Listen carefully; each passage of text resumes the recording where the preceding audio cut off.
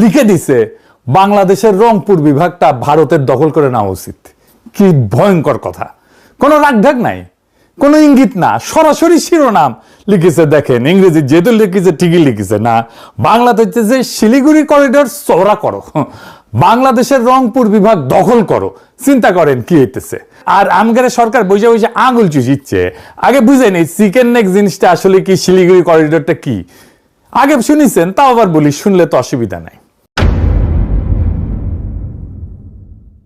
এটা দেখান ম্যাপে ইন্ডিয়ার উত্তর পূর্বের 8টা রাজ্য, আসাম, মেঘালয়, ত্রিপুরা, মণিপুর, মিজোরাম, নাগাল্যান্ড, অরুণাচল, সিকিম, এই পুরা অঞ্চল মূল ভারতের সাথে জোড়া লাগানো আছে এটা সরু গলার মতো জমি দিয়া। নাম শিলিগুড়ি করিডোর বা চিকেন নেক। ডাক নাম হইতেছে চিকেন নেক, মুরগির গলার মতো আর কি। কত সরু জানেন?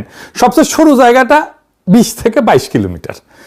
এই সরু গলাটার এক পাশে নেপাল, আর এক পাশে ভুটান, আর নিচে বাংলাদেশ, আর একটু উপরে চীনের চুম্বি উপত্যকা। এই গলা যদি কেউ একবার চাইপা ধরে, ভারতের 8টা রাজ্য মূল ভারত থেকে বিচ্ছিন্ন হয়ে যাবে, এক কোপে মাথা আলাদা।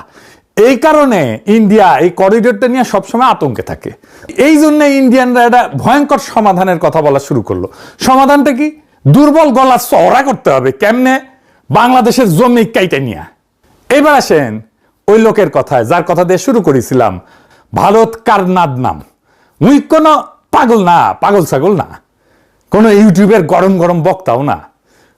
নয়াদিল্লির সেন্টার ফর পলিসি রিসার্চের সিনিয়র ফেলো, ইন্ডিয়ার প্রথম জাতীয় নিরাপত্তা উপদেষ্টা বোর্ডের সদস্য, পরমাণু এটা নীতি এটা লেখার দলে ছিল ওই লোক। নিজেকে পরিচয় দেয় ভারতের সবচেয়ে অগ্রগণ্য রক্ষণশীল স্ট্র্যাটেজিস্ট বইলা। তো এই লোক লিখলো, হুবহু শুনেন কি লিখলো। ওই লিখলো,